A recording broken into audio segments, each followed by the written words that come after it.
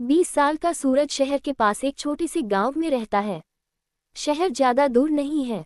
खेती कुछ सालों से अच्छी नहीं हो रही है, इसलिए परिवार चलाने के लिए माँ और पिता दोनों को नौकरी करनी पड़ती है।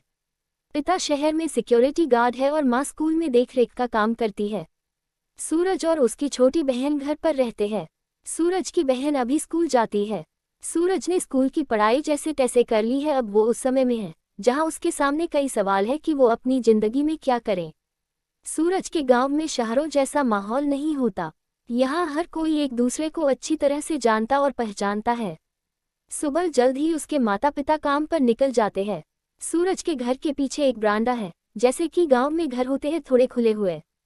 सूरज अक्सर गर्मियों में छत पर सोया करता है। सुबह जल्द ही उसके माता पिता काम पर निकल जाते हैं। सुबह जल्दी थोड़ा घर काम करने और बहन और माता पिता के जाने के बाद वो घर में अकेला रहता तो अक्सर वो फिर छत से जब अपना बिस्तर लेने जाता है तो थोड़ी देर के फिर लेट जाता है। ऐसे ही आज भी सूरज छत पर सोया है, लेकिन कुछ शोर की वजह से उसकी आंख खुल जाती है। उठकर वो नीचे देखता है। ऑटो वाले साथ कोई बहस कर रहा था और यह पहली बार था जब उसने देखा है नेहा को। हल्के नीले रंग की सलवार सूट पहने वो अपनी मम्मी के साथ सामने वाले शर्मा जी यहाँ आई है। वो शर्मा जी की भांजी है। उसकी मम्मी ऑटो वाले के पैसों को लेकर बहस कर रही है। सुबह गर्मियों का सूरज है तेज। नेहा बैग लिए खड़ी है। उसकी आंखों पर सूरज की रोशनी आ रही है। ये देखकर सूरज, असली सूरज और नेहा के बीच में आ जाता है। अचानक से नेहा पर रोशनी पड़ना बंद हो जाती है और इसलिए उसका ध्यान जाता है सूरज की ओर। ये पहली बार था जब सूरज और नेहा ने एक दूसरे को देखा। अब उम्र समझो या और कुछ, लेकिन दोनों को पहली नज़र में एक दूसरे से प्यार हो गया। फिर जैसे सूरज के जीवन में एक नई किरण फूटी हो। नेहा के मामा जी के घर के किचन की खिड़की रोड की ओर खुलती है। सूरज की नज़र अब सामने वाले घर पर ही रहने लगी। कभी खिड़की, कभी दरवाजा, कभी पानी के बहाने या कभी सफाई के बहाने वो घर के दरवाजे पर ही रहता। कुछ समय तक नजरें मिलना और चुराने का खेल चलता रहा, लेकिन बात कुछ आगे नहीं हो रही थी। एक दिन सूरज अपने घर की छत पर खड़ा होकर पतंग उड़ा रहा था। पतंग उड़ाते उड़ाते उसका ध्यान एकदम से गया सामने वाले किचन की खिड़की पर और उसने देखा कि नेहा खिड़की से पतंग उड़ाते उसे देख रही है। सूरज अब हिम्मत करके नेहा की तरफ मुस्कुरा देता है और जवाब में वहां से भी एक प्यारी सी स्माइल आती है। सूरज की खुशी का कोई ठिकाना नहीं रहता है। नेहा एक दिन सूरज की छोटी बहन से बात कर रही होती है। हिम्मत करके सूरज भी उससे बात कर ही लेता है।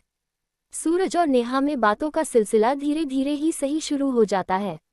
सूरज को पता चलता है कि नेहा पतंग उड़ाना सीखना चाहती है।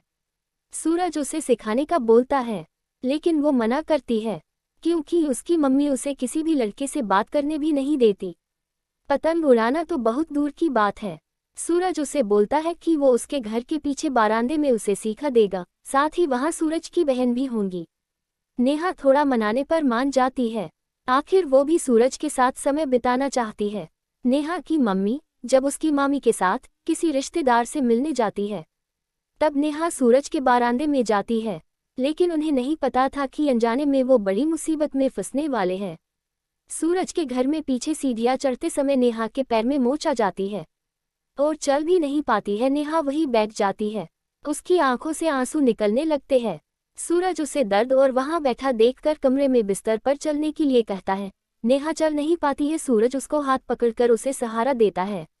सूरज हाथ पकड़े नेहा को लेकर आता है।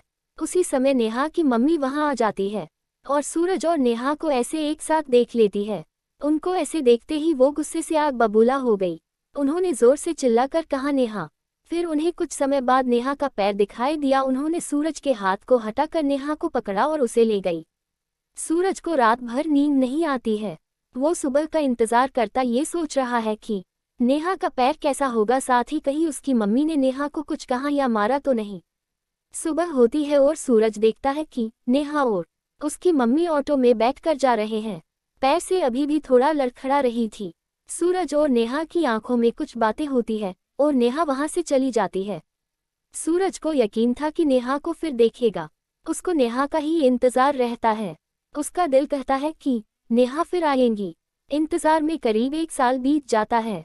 अब सूरज की उम्मीदें थोड़ी धूमिल होने लगती है, लेकिन एक दिन वो हुआ जिसका सूरज को इंतजार था।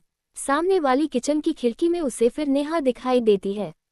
उसे खुशी होती है। नेहा अभी उसकी ओर नहीं देख रही है, वो किचन में अपना काम कर रही है। नेहा की मम्मी बाहर आती है। कोई उन्हें बधाई दे रहा था नेहा की शादी की। नेहा की शादी हो चुकी थी। किचन में ही नेहा का पति भी सूरज को